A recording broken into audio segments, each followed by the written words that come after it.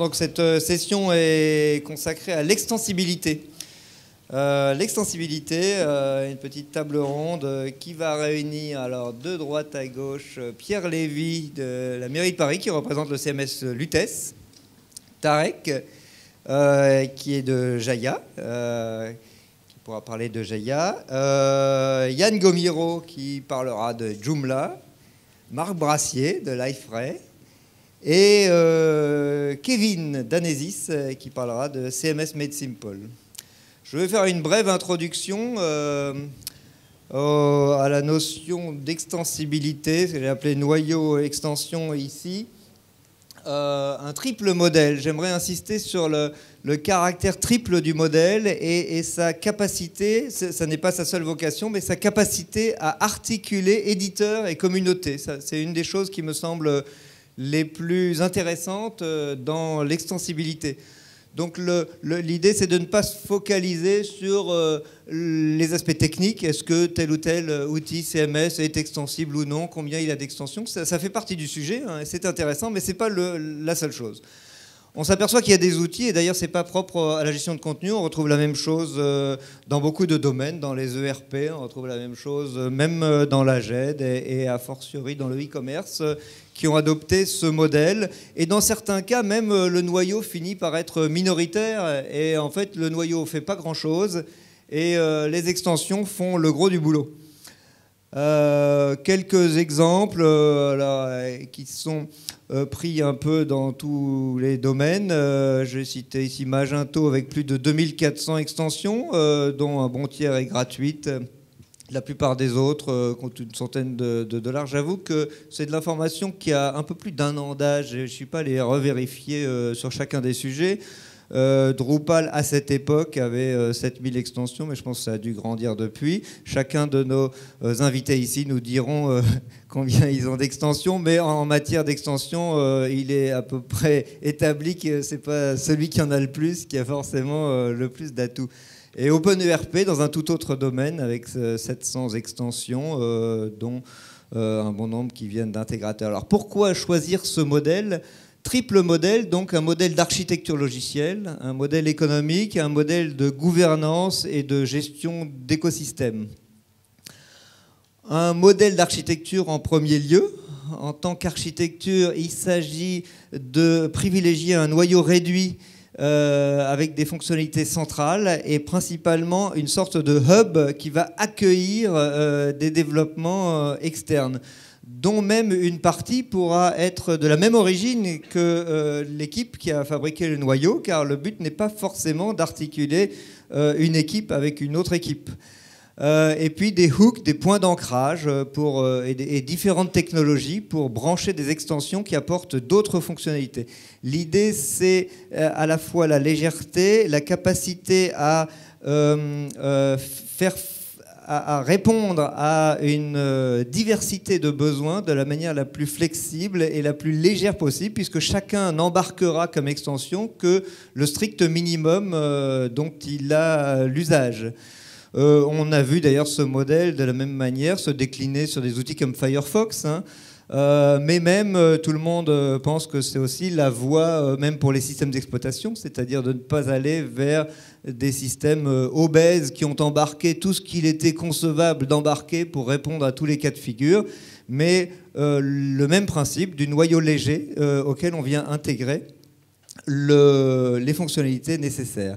Ça permet donc d'éviter les problèmes du noyau obèse qu'on voit bien par exemple avec Microsoft qui a de plus en plus de mal à sortir des versions d'OS. Ça permet aussi d'isoler les roadmaps. Chaque module suit son propre cycle de vie. Ça permet aussi d'isoler l'assurance qualité, y compris en acceptant des niveaux de qualité différents. Et ça, c'est fondamental, c'est-à-dire tout n'a pas les mêmes exigences de qualité. La très haute qualité que doit atteindre le noyau d'un produit critique, c'est difficile, ça coûte cher, c'est long. Et sur des fonctionnalités plus légères, on peut accepter des niveaux de qualité moindres. C'est aussi, pour certains, on en parlera un peu tout à l'heure, ça peut être un modèle économique. Ça permet en tout cas dans beaucoup de cas, de partager le coût de développement entre l'éditeur et des contributions communautaires. Donc pour un éditeur, somme toute, s'il peut faire la moitié du boulot, voire même les 2/3 du boulot par d'autres, et tout en étant à peu près dans la maîtrise de son produit et de ses clients, même lorsque client il y a, eh bien, c'est une excellente chose. Beaucoup ont mis en place des référentiels où l'on peut venir choisir ces extensions qui tournent parfois à la marketplace même. En tout cas, des outils par lesquels on va rechercher des extensions sur différents critères. Et souvent, c'est mis en place et animé par l'éditeur lui-même. Encore une fois, quand éditeur il y a, parce que bien sûr, dans le monde des outils communautaires, on retrouve exactement les mêmes principes. Je pense par exemple à Typo3, qui a été peut-être un des pionniers dans le monde du CMS en matière d'extension. De nombreux projets d'implémentation reversent leurs extensions, et ça c'est important, c'est un modèle. Et là, typiquement, c'est là où des sociétés comme Smile s'intègrent dans le dispositif, c'est-à-dire qu'à l'occasion d'un projet, on est amené à apporter telle ou telle fonctionnalité qui n'existait pas. On la réalise sous forme d'extension. Cette extension a quelques caractères génériques potentiels, et donc on se dit, puisqu'on a intégré dans notre plateforme les extensions reçues des autres, eh bien, on va mettre à disposition la nôtre. Et chacun faisant cela, ça fait gonfler le patrimoine d'extensions disponible autour du produit, et ça améliore le produit pour tout le monde. Dans la plupart des cas, ces extensions sont gratuites, mais pas toujours. Dans certains cas, l'éditeur peut toucher ou non une part du prix, ou dans certains cas, il y a des extensions qui peuvent être payantes autour d'un noyau open source. On a toute une diversité de cas de figure. C'est aussi d'une certaine manière, et dans certains cas, un modèle de gouvernance mixte, c'est-à-dire la gouvernance, c'est la manière dont on prend les décisions, la manière dont on oriente la roadmap du produit, la manière dont on gère les développements. Et dans certains cas, c'est aussi le moyen d'articuler justement une logique d'éditeur qui a besoin, ne serait-ce que pour des raisons de qualité, de garantie de qualité, qui a besoin d'un certain niveau de contrôle sur le noyau de son outil. Et en même temps, imposer ce niveau de contrôle ne doit pas décourager la réception, l'accueil des contributions tierces. Eh bien, c'est la meilleure manière de faire cohabiter ces deux mondes. C'est ce modèle, justement, de noyau et d'extension. Dans beaucoup de cas, je dirais presque dans la majorité des cas, les éditeurs d'outils open source sont pas fanas de voir tel ou tel contributeur apporter des patchs ou des fonctionnalités supplémentaires au noyau de leurs produits, parce que c'est un peu compliqué à gérer, parce que potentiellement ça peut apporter des fragilités. Et là aussi, donc, le modèle noyau-extension répond parfaitement à cette nécessité de cohabitation. Voilà, j'en ai à peu près fini pour mon introduction. Que dire de plus? Non, j'en ai fini.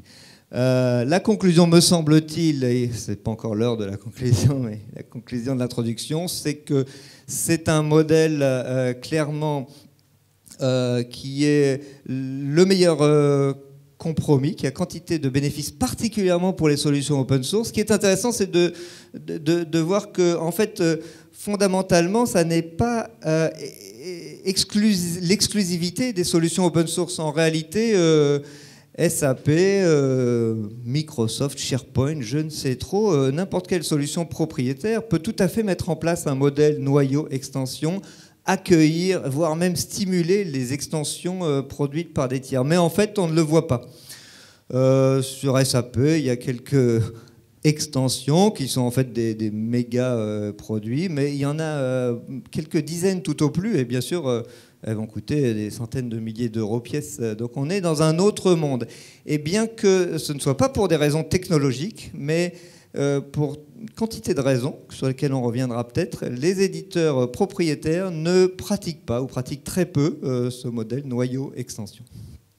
Voilà, j'en ai fini, et j'aimerais justement, pour commencer les questions, je vais aller m'asseoir avec vous, Pour commencer les questions, j'aimerais qu'on donner la parole à tour de rôle à chacun de nos invités pour commencer sur le sujet, sur chacun de ces sujets, mais commençons par la technique quand même, c'est-à-dire quels sont les bénéfices de l'extensibilité en termes d'architecture selon chacun d'entre vous. Donc Pierre, encore une fois, ce qui est le papa et l'architecte du CMS Lutèce, utilisé par la mairie de Paris et par pas mal d'autres villes, je crois. Oui. Je vais garder, excuse-moi. Oui, donc Pierre Lévy. Donc je vais peut-être faire un bref historique de Lutèce, puisque je suis je représente le CMS probablement le moins connu de cette table ronde. Donc Lutèce est un outil, alors comme Patrice Bertrand l'a expliqué ce matin, il y a eu une phase entre 2008 et entre 98 et 2002 où chacun faisait son CMS. En fait, nous à cette époque-là, on développait des gros intranets, notamment pour les prestations sociales et gestion du RMI. Et on était dans des technologies très propriétaires, c'était du WebLogic, de l'Oracle, etc. Mais on avait un œil sur JetSpeed, le projet d'Apache, le portail d'Apache, que je pense beaucoup d'entre vous connaissent, qui existe toujours. Et on a travaillé à peu près 2 ans à faire des évolutions autour de JetSpeed. Et en 2001, la nouvelle équipe municipale nous a demandé de faire des portails pour les mairies d'arrondissement qui soient basés entièrement sur des technologies libres. C'était une volonté politique. Et à ce moment-là, on a profité de notre expérience sur JetSpeed, qui était un fantastique laboratoire, mais qui était bien trop complexe pour les besoins qui étaient exprimés à l'époque, pour réaliser un CMS qui soit vraiment orienté utilisateur et non pas technicien. Et en fait, on avait déjà une commande au départ de 20 sites pour les 20 sites des mairies d'arrondissement de la mairie de Paris. Et en fait, ce logiciel a beaucoup plu, même aux mairies de l'opposition, et il a été libéré, mis dans le libre lui-même en 2002, sur décision du Conseil de Paris. Et dès 2002, la version 1.0 en fait intégrait déjà une notion de cœur et de plugin. Donc dès la première version, on avait cette notion-là, puisqu'il fallait qu'on puisse gérer des modules qui soient différents pour chaque mairie, pouvoir personnaliser des fonctions pour chacune des mairies. On se doutait bien que personne ne serait d'accord sur un moule standard pour tout le monde. Et on a enchaîné très vite après sur l'intranet. Et en fait, on s'est retrouvé en 2004 avec déjà plus de 70 sites à gérer. Donc il fallait absolument avoir un modèle qui soit orienté composant pour pouvoir construire à la carte des sites et pouvoir facilement modifier ou compléter différents sites. Donc voilà un petit peu l'historique. Aujourd'hui, pour présenter un peu Lutèce pour les gens qui ne le connaissent pas, la communauté, c'est une petite communauté, mais on a quand même des sites assez prestigieux, comme Météo France, qui est le plus grand site public en termes de trafic, qui fait 1 million de visiteurs par jour. Et aujourd'hui, à la mairie, on a à peu près 178 applications qui sont basées sur Lutèce. Depuis 3 ans, on fait énormément d'applications métiers qui s'intègrent entièrement au portail, que ce soit les portails de services auprès des Parisiens et les applications internes intranet. Donc voilà, et nous, on gère aussi à peu près 100 000 visites par jour sur nos sites. Relancer là-dessus, dans un déploiement typique de Lutèce, il y aurait combien d'extensions ou quelle part, alors en nombre, mais aussi, disons, quelle part de la valeur ajoutée ou de la fonctionnalité finale est servie par des extensions versus le noyau? Alors, il y avait une discussion sur le nombre d'extensions. Aujourd'hui, nous, on recense à peu près 250 plugins ou modules de Lutèce. Alors, dans le modèle d'extensibilité de Lutèce, on a le plugin, on a le module qui est un plugin de plugin. Et puis ensuite, on a donc le module est arrivé en 2004, le plugin en 2002, et en 2006, on a intégré le framework Spring. Bon, ça c'est pour l'environnement Java. Et on a intégré tout ce qui est injection de dépendance. Donc on a au niveau du cœur aujourd'hui une 50aine d'API et tous les services sont injectés. Alors, je suis désolé, je rentre un peu dans la technique. Mais en tout cas, voilà, en 2006, on a introduit ce type de technologie, donc qui permet de construire les API, C'est comme des prises, et derrière, on va brancher une implémentation qu'on peut facilement remplacer par une autre. Et ça, aujourd'hui, je pense dans le monde Java, tout le monde reconnaîtra que ça fait partie des bonnes pratiques aujourd'hui de construction logicielle, voilà, en 2012. Ok, merci. Alors c'est vrai que Lutèce, on le connaissait moins, donc ça valait la peine de le resituer un petit peu. Jaya, pour le coup, dans sa globalité, on en a parlé pas mal, mais sur le sujet plus précisément de l'extensibilité. Alors, bon, sans refaire tout l'historique, néanmoins, nous, ce sujet de l'extensibilité, on l'a adressé de manière assez spectaculaire, en fait, à l'occasion de la sortie de la version 6.5 l'année dernière, puisque on était parti dans la logique des versions pré-6.5 d'un noyau toujours sur la même logique et autour d'un système de templating qui contenait à la fois de la mise en page, à la fois des règles de gestion, donc un templating en script, en JSP, voilà, du monde Java, donc en langage de script, donc fait par des développeurs.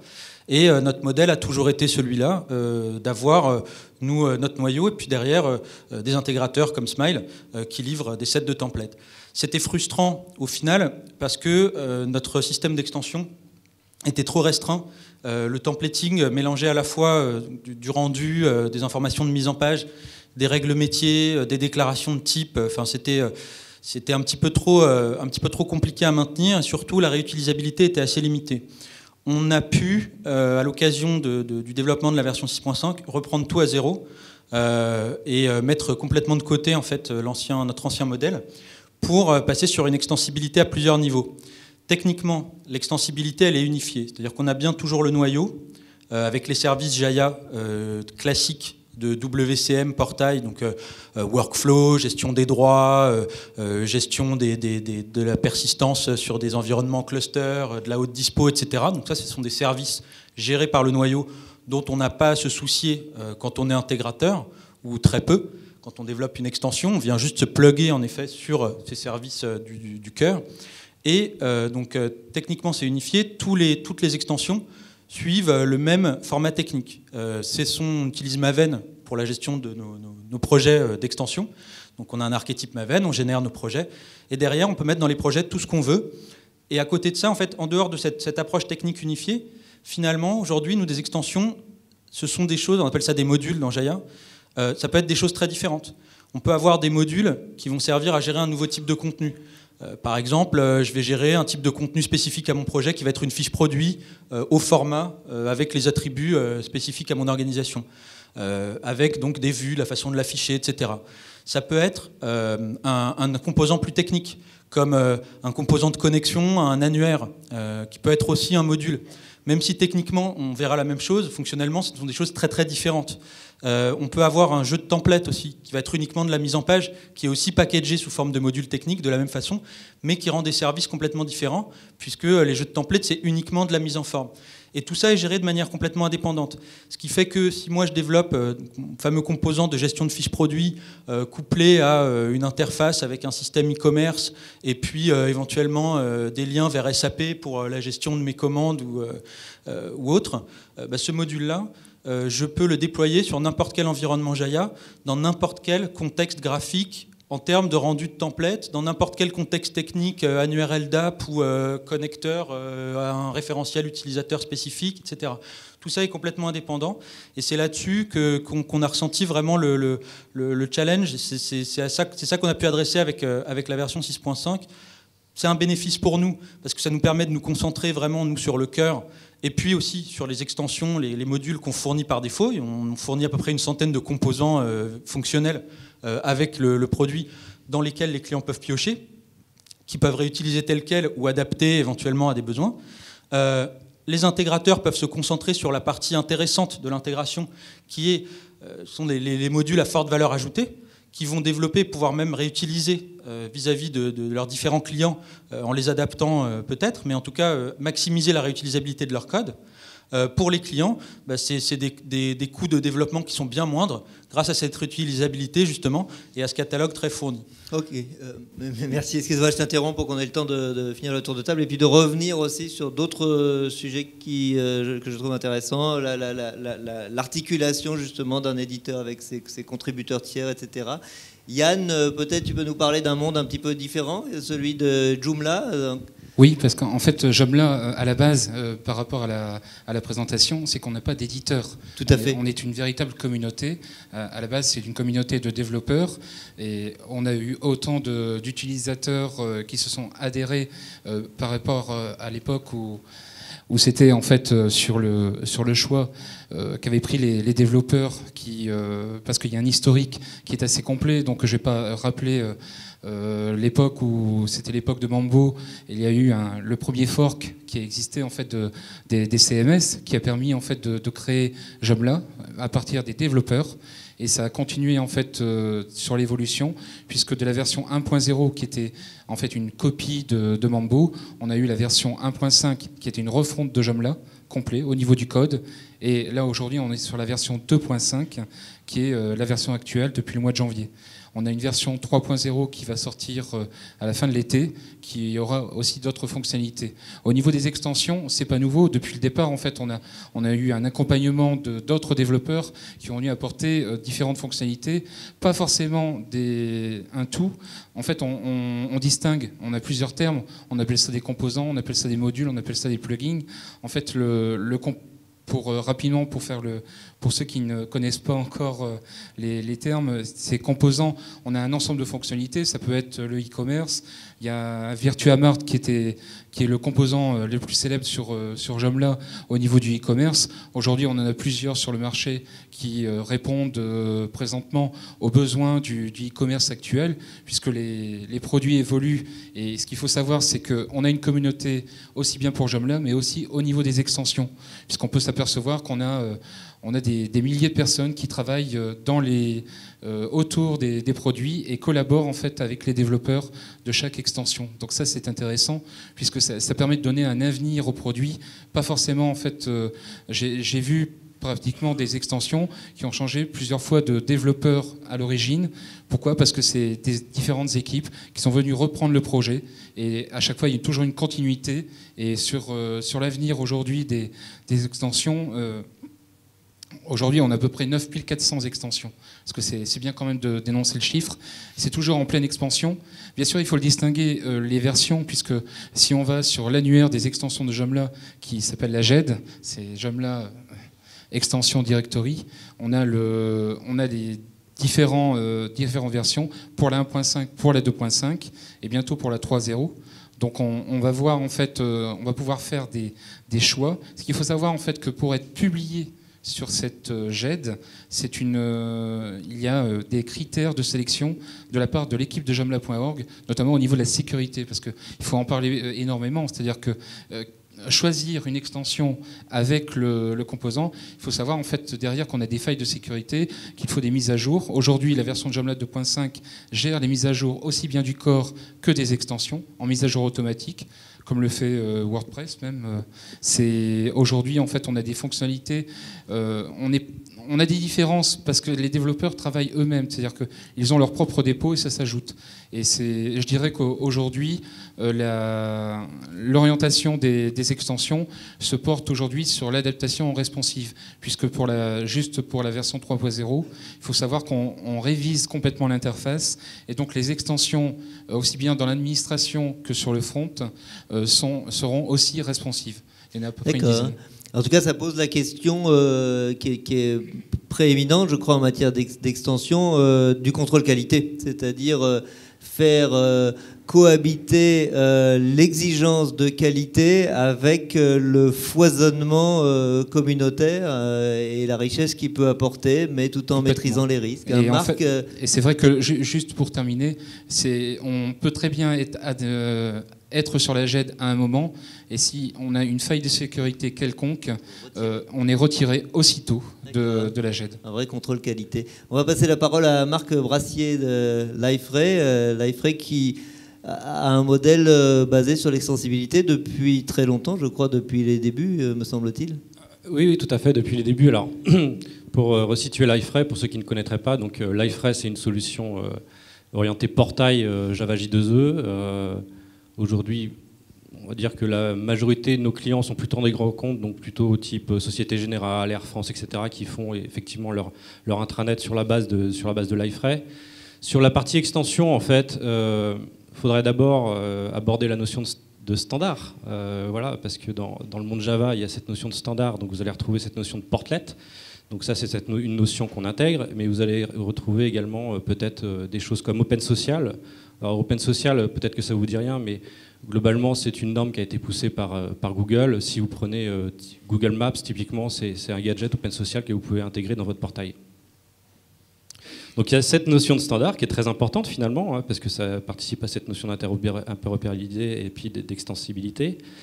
En fait, nous, au-dessus de notre portail, on propose à nos clients plus de 70 portlets. Donc après, ça permet effectivement d'apporter une certaine modularité pour tous nos clients et tous nos intégrateurs type Smile pour construire des solutions sur mesure pour les utilisateurs finaux. Donc ça, c'est la première chose. Et la deuxième chose, c'est qu'on va annoncer dans le courant du mois de septembre en fait, le lancement d'une marketplace, typiquement sur le même modèle que l'App Store, c'est-à-dire que ce sera des modules développés soit par des intégrateurs, soit par des clients finaux, qui seront reversés dans la marketplace, qui auront un coût, voilà, en fonction de la complexité de l'application qui sera proposée. Mais ces applications seront certifiées par Liferay. Donc certifiées, ça veut dire qu'elles seront prises en compte dans le cadre du support, et puis qu'elles seront exemptes de tout bug ou de failles de sécurité. Voilà. Donc un contrôle qualité à nouveau. Exactement. Alors ce qui est important juste un dernier mot, ce qui est important de dire sur Liferay, pourquoi Liferay aujourd'hui peut se permettre de lancer ce type d'outil, tout simplement parce que c'est une solution qui a un peu plus de 10 ans, voilà, sur le marché. Voilà, ça fait 10 ans que ça a été créé.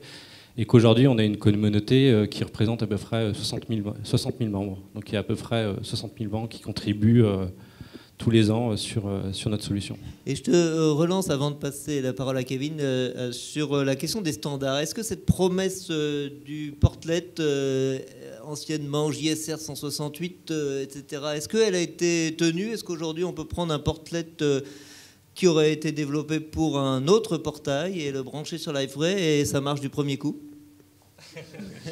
On va pouvoir se renvoyer la balle, mais non, pour être franc, il y a toujours un peu d'adaptation. Voilà. Ouais. Si on passe de Liferay à Lutèce, il y aura de l'adaptation, et inversement de Lutèce à Liferay, il y aura forcément un petit peu de développement. D'accord, c'était en tout cas... Mais la grosse tendance, outre les portlets, bon, il n'y a pas beaucoup de développement à faire, hein, mais la grosse tendance, c'est quand même de partir aujourd'hui sur cette notion de gadget, voilà, et d'utiliser le standard OpenSocial. Voilà. Ouais. Plutôt côté une intégration côté client plutôt, en somme. Exactement. Voilà. Kevin Danzis, qui représente ici CMS Made Simple, que personnellement je connais moins bien, donc peut-être tu peux en profiter pour le bien présenter sûr. Un peu mieux. Donc CMS Made Simple est un CMS relativement petit en comparaison de mon confrère de Joomla, PHP et MySQL. On a des cibles qui sont à peu près les mêmes que Joomla, bien que Joomla ait une dimension portail que CMS Made Simple ne s'inventerait pas. Néanmoins, voilà, des sites, ça peut être un site personnel, un site e-commerce, un gros site international. On n'a pas vraiment de limite. Voilà, pour situer un peu le contexte. Dès le départ, CMS Made Simple, qui a été créé en 2004 par un Américain du nom de Ted, a été créé sur la base de tout doit être modulaire. Donc ça, c'est un gros avantage de CMS Made Simple, c'est qu'on n'a pas dû réécrire avec une version majeure. On est en version actuellement 1.10, on a la 1.11 qui sort en bêta dans 2 jours. Je vous conseille de jeter un coup d'œil parce qu'apparemment les performances ont été énormément améliorées grâce à l'intégration de Smarty 3. Et ils ont sorti une version spécialement pour nous, donc merci les gars. Voilà, version, on est à la version 10 maintenant. On a 600 modules qui sont tous gratuits. Donc on est vraiment un aspect communautaire, on n'a pas de société derrière nous, ce sont des bénévoles, ce sont des développeurs, ce sont des personnes qui vivent au travers de leur métier d'intégrateur web ou de développeur, ils en vivent, et donc on a un fonctionnement qui est chacun peut développer un module si jamais celui-ci n'existe pas ou si celui qui existe ne convient pas aux besoins du client. Donc ça, c'est vraiment très intéressant.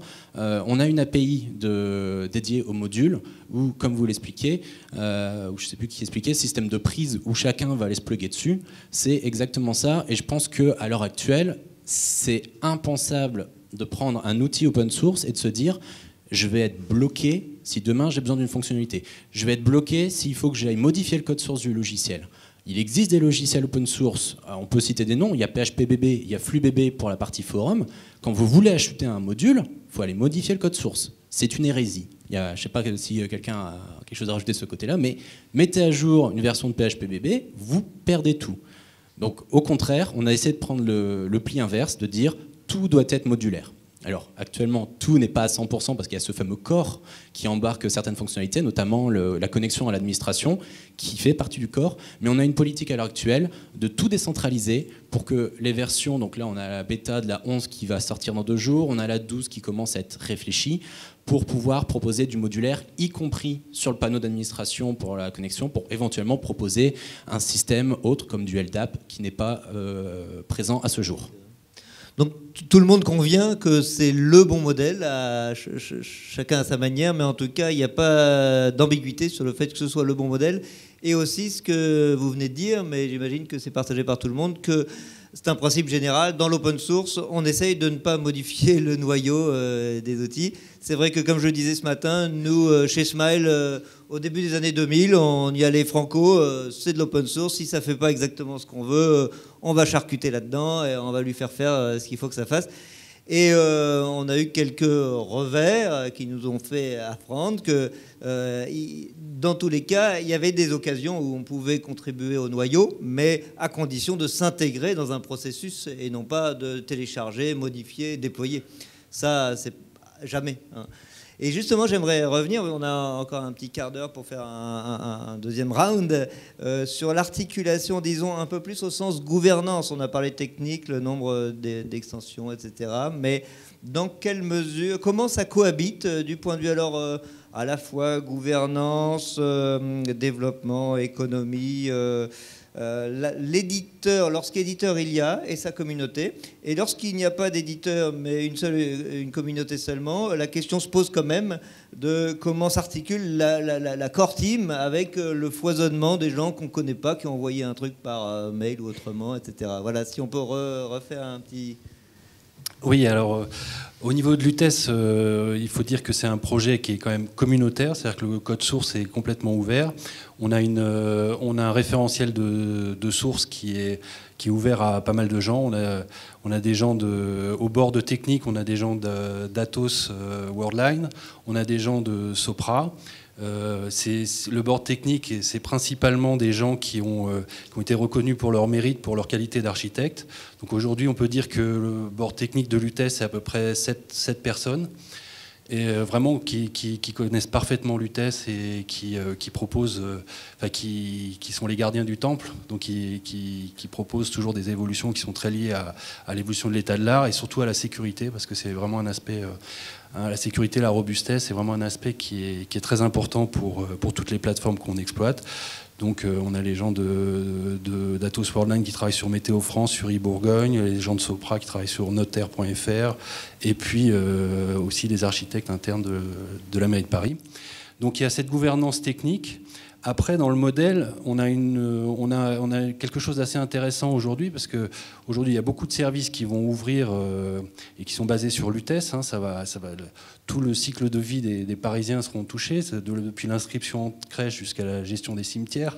Donc, il y a vraiment, en passant au quotidien par le paiement des factures pour les enfants, etc. Donc, on a un portail, par exemple, Facile Famille. Alors, s'il y a des Parisiens, des parents parisiens, ils doivent sûrement le connaître, qui va être, dont l'éditeur, qui est un éditeur de RP pour les collectivités, a décidé de complètement abandonner son développement spécifique pour se baser sur le socle l'UTES. Et en fait, ils ont décidé donc de prendre l'UTES comme portail et de développer leur module de gestion des activités comme des composants pas forcément libres, parce que ils se posent la question, ils sont toujours en train de réfléchir, mais ça peut être très bien des produits payants propriétaires dont ils ne reversent pas le code. Alors l'UTES est publié en licence BSD, donc ça permet à tout le monde de le réutiliser avec la plus grande liberté. Et donc, ils ont décidé de travailler sur de fournir leur progiciel sous forme de plugin de l'UTES. Et le gros avantage pour nous, c'est qu'on peut adjoindre à ce portail qui est dédié aux familles d'autres modules qui seraient faits par d'autres, qui seraient soit en libre, soit aussi propriétaires, mais par d'autres éditeurs. Et cette société, Teamnet, va reverser son module de paiement en ligne pour l'UTES. Voilà. Ok. Tarek, peut-être sur Jaya, comment se passe l'interaction entre Jaya l'éditeur et ses contributeurs Alors, contrairement à l'UTES et à Joomla, mais on est plus proche de l'iFree pour ça. Pour CMS MadeSimple, je ne sais pas, mais on est un éditeur, c'est-à-dire qu'on se comporte comme un éditeur vis-à-vis de ce produit, même si la version communautaire a une licence GPL. C'est la société Jaya qui est l'éditeur officiellement, qui supporte les évolutions du noyau et des composants standards qui viennent avec le noyau, des modules qui sont fournis en standard. Donc là-dessus, la responsabilité du commit sur le core, elle nous incombe directement. On peut avoir des partenaires ou des gens de la communauté qui vont contribuer du code. Au final, ce sera fait en collaboration avec nous et ce sera validé par nous à la fin et supporté par nous comme n'importe quel morceau de code qui est dans Jaya. Sur les extensions, on a plusieurs niveaux. On a un premier niveau d'extension qui est disponible, ce qu'on appelle la Jaya Forge, sur notre site web, qui sont des extensions qu'on supporte, qui peuvent provenir de la communauté aussi, mais que de la même façon que pour le core, on a intégré en termes de code, on a testé et on supportera ces extensions-là, ces modules-là, pour nos clients, ou voilà, pour les clients qui nous demandent de le faire. Pour les extensions, les modules qui sont plutôt de la R&D, je dirais, qui n'ont pas vocation à être utilisés comme ça, qui ne sont pas production ready, disons, on a un espace sur GitHub qui permet à n'importe qui de reverser son code d'extension, de mettre son extension en ligne et de partager le code avec toute la communauté et du coup d'avoir un travail comme ça itératif. Une fois que l'intérêt sur une extension a été perçu de notre côté et que on prend les choses en main, c'est-à-dire qu'on prend le code, on l'évalue, on l'optimise, etc., là il peut arriver dans la Jaya Forge pour être supporté officiellement par l'éditeur. Donc voilà. Après, à côté de ça, sur les évolutions du produit lui-même, on a un modèle qui fait que c'est notre communauté en fait notre communauté, c'est nos clients, nos partenaires qui vont driver aussi la roadmap. C'est-à-dire que s'il y a une nouvelle fonctionnalité qui doit être intégrée au noyau ou qui doit faire l'objet d'une extension standard, on collabore avec nos clients, on collabore avec les partenaires pour la mettre en œuvre et la supporter officiellement ensuite. Et ça rejoint le troisième niveau, qui est ce qu'on appelle les Jaya Labs. Ce sont plutôt des vidéos de démonstration sur les choses sur lesquelles on travaille et qui permettent d'initier l'intérêt dans notre communauté pour que naturellement, de manière un peu darwiniste, les extensions qui seront intéressantes pour les clients, pour le marché, émergent et que ce soit là-dessus qu'on se concentre et pas finalement sur des fonctionnalités qui ont peu d'intérêt pour nos clients. Ok, merci. Et c'est vrai que j'en profite pour souligner que même si dans extension, on pense tout de suite à une notion de réutilisabilité, c'est-à-dire que ces extensions vont rejoindre un référentiel dans lequel d'autres pourront piocher, etc. C'est un des aspects du modèle, mais c'est aussi, dans presque tous les cas, un pur modèle de développement. C'est-à-dire que même sans aucune finalité de réutilisation, si pour une intégration donnée, on a à développer dans Jaya ou dans l'iFree ou dans les autres également, on a à développer des fonctionnalités supplémentaires, spécifiques, même qui ne seront jamais réutilisées, l'extension est le bon moyen de les développer.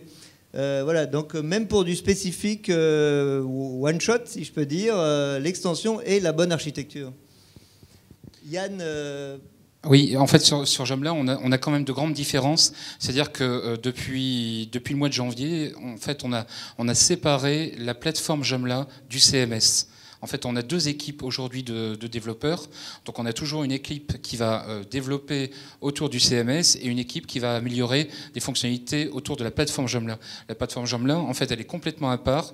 C'est plutôt du domaine applicatif où on va créer des véritables applications sur toutes les plateformes et on va pouvoir avoir des nouvelles fonctionnalités qui seront après réinjectées dans le CMS, comme là par exemple pour la version 3.0, on pense notamment au multisite, à des réflexions en fait qui sont déjà en cours de réalisation, puisque le planning de l'été est assez chargé. On est sur une version alpha au mois de juillet, au mois d'août une version bêta et une version stable au mois de septembre. Donc on n'a pas de vacances.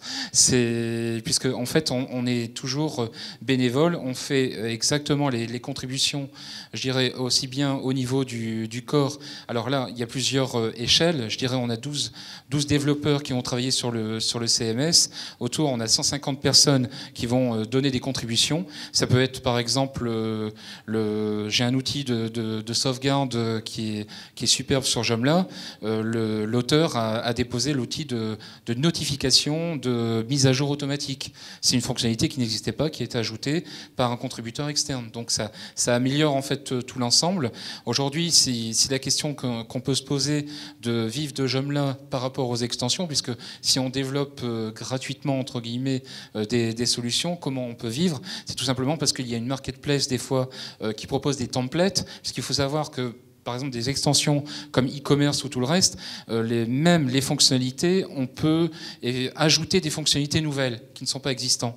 C'est-à-dire qu'on peut aussi bien faire des surcharges, donc ce qu'on appelle des overrides, c'est-à-dire qu'on change, si la fonctionnalité n'existait pas, ben on la crée et on l'ajoute sans modifier bien sûr le corps de Joomla, mais aussi le développement de l'extension, puisque c'est complètement à part. Voilà, donc en fait, c'est pour vous dire un petit peu toute l'évolution par rapport aux extensions. Et je pense que l'avenir, aujourd'hui, c'est surtout pas modifier les fichiers d'origine, toujours pouvoir collaborer, je dirais, à côté. Et s'il y a des personnes qui peuvent développer des fonctionnalités, bah, c'est toujours avec plaisir qu'on les intègre après nativement. Ok, merci. Marc Brassier, dans Liferay, l'articulation de l'éditeur avec ses contributeurs d'extension, comment ça se passe? Ça se passe bien. Non, aujourd'hui, donc effectivement, Liferay, comme je le disais tout à l'heure, il y a une communauté de 60 000 membres. Donc on a une équipe au sein de Liferay, voilà, qui est chargée de gérer la communauté. Donc on a un business model assez classique. Maintenant dans l'open source, on a une version communautaire, une version entreprise. La version communautaire apporte un certain nombre de plus-values fonctionnelles ou techniques. Je voulais juste revenir sur la partie marketplace. Sur la partie marketplace, donc je disais tout à l'heure, ça ressemble typiquement à ce que fait Apple avec son App Store.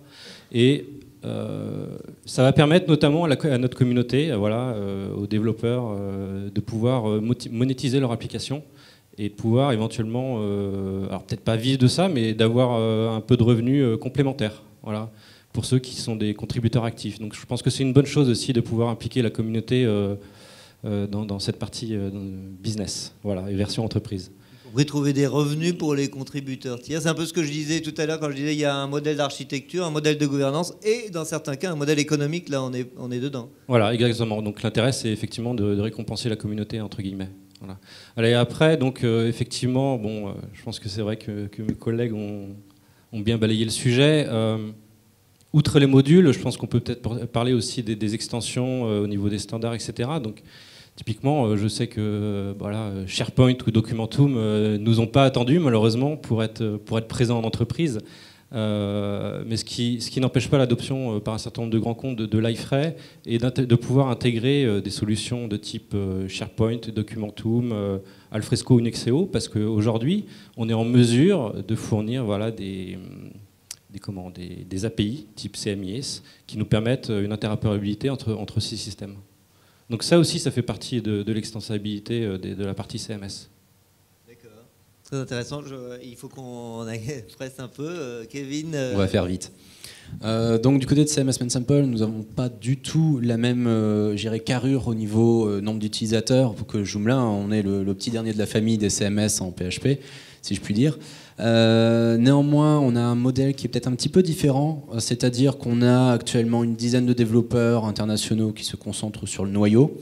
Ils n'acceptent pas de grosses contributions. C'est-à-dire que si quelqu'un découvre un bug propose une correction, ça sera intégré avec plaisir.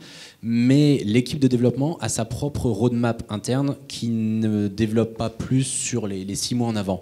On va plus sur un développement, non pas au jour le jour, mais plus sur le dire, on a une équipe de 10 fois 2 bras, qu'est-ce qu'on peut faire en 6 mois? On peut faire ça, on va partir là-dessus. Mais il n'y a pas de volonté d'accueillir du code de quelqu'un d'autre. Si quelqu'un d'autre développe, notamment la grosse partie, c'est le multilangue au sein de CMS Main Sample, c'est pas intégré par défaut. On n'a pas voulu. On a souhaité améliorer l'API des modules de façon à ce que les modules puissent proposer le multilangue au sein de CMS Main Sample. C'est un gros point positif, c'est que déjà on évite d'avoir un noyau dur qui prenne énormément de fonctionnalités, qui soit lourd à gérer, et pour une équipe de 10 personnes qui ne sont pas à temps plein dessus, c'est pas toujours évident de gérer un noyau énorme. Là, au contraire, on déporte la responsabilité de la gestion du multilangue sur la personne qui a choisi de se lancer là-dedans. Alors après, il y a une notion qui a été abordée très brièvement, qui est l'économie, qui est très importante. Comment une personne qui va s'investir en temps sur un projet de multilangue va-t-il pouvoir en vivre ? Donc là, en général, il y a 2 possibilités. La première, c'est qu'une personne qui a créé ce module-là l'a vendu à un de ses clients et bénévolement va redistribuer le module à la communauté parce qu'il estime qu'il a bien profité ces dernières années, il peut au moins redistribuer celui-là. Puis il y en a une deuxième partie qui n'est pas négligeable, c'est que tous les modules sont attitrés. Donc on sait très bien quand je suis un client, que je cherche à faire un site internet et que je m'y connais un petit peu, je m'aperçois que le mec, il y a déjà ses 5-6 modules sur la forge, il est loin d'avoir l'air con, il a l'air quand même assez doué, je vais forcément aller vers lui, vers son site internet, voir ce qu'il faut, parce que je sais que c'est du bon travail. Et donc on a quand même pas mal de monde qui récupère des clients au travers de modules qu'ils proposent gratuitement. Donc le gratuit amène de l'argent. Donc voilà. Effectivement, j'ai toujours pensé que dans le modèle économique d'éditeur open source, le caractère open source, dans beaucoup de cas, joue un peu un rôle marketing, c'est-à-dire que la disponibilité d'une version open source librement diffusable va permettre au produit de se diffuser rapidement par le bouche à oreille, pour autant qu'il soit bon. Et une fois qu'il est diffusé, il y aura un client sur 10, sur 5, sur 50 parfois, qui aura besoin de support, de services, de garanties, de qualité, etc. Et ce qui est valable pour les éditeurs, d'une certaine manière, ça me fait rebondir sur ce que vous dites, est valable aussi pour les contributeurs, c'est-à-dire que d'avoir contribué telle ou telle extension fait le marketing de l'intégrateur. On le sait, nous, chez Smile, on est assez fiers quand on peut déposer une contribution dans la marketplace de tel ou tel éditeur, mais pas juste fiers, on est aussi intéressés parce qu'on sait que les gens qui les trouveront et les utiliseront seront tentés de faire appel à nous. Tout à fait. Il y a quelque part une marque de fabrique. Je vais prendre l'exemple de notre côté qui est le plus gros contributeur, c'est le responsable du développement de CMS Main Sample, il s'appelle Robert, qui est canadien. Ce monsieur Robert a développé tellement de modules au sein de CMS Main Sample que c'est devenu une marque de fabrique. Et donc cette personne est capable maintenant de mettre à disposition des modules plusieurs fois par an, qui sont des modules purement métiers. Donc là, on abandonne l'histoire de Google Maps, on fait vraiment quelque chose de bien précis. Il est capable de le mettre gratuitement parce qu'il se fait sponsoriser par des clients qui ont un besoin métier précis. Il lui commande, il le fait grâce à sa marque de fabrique. Et comme ça, il peut mettre à contribution, il peut mettre à disposition ce qui a été fait par des sponsors quelque part. Ok, merci. Eh ben, ça clôt notre table ronde, messieurs. Merci. J'espère que vous avez trouvé ça intéressant. Je vous donne rendez-vous pour la suite du programme.